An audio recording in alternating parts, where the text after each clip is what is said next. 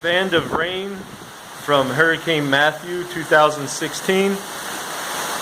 Still down just south of Miami, so it's about 6 hours from us.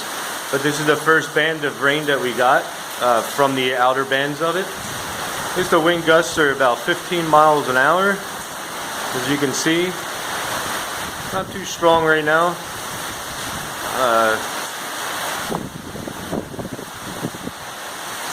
That's the river down below us.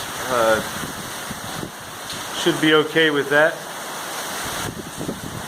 You got the houses across the way on a little tiny island over there. They made everybody leave that little island.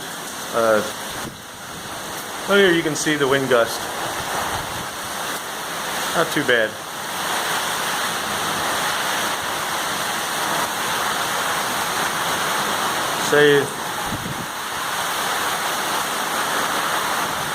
That one's a kind of strong wind gust. It's 3:35 p.m. October 6th, 2016.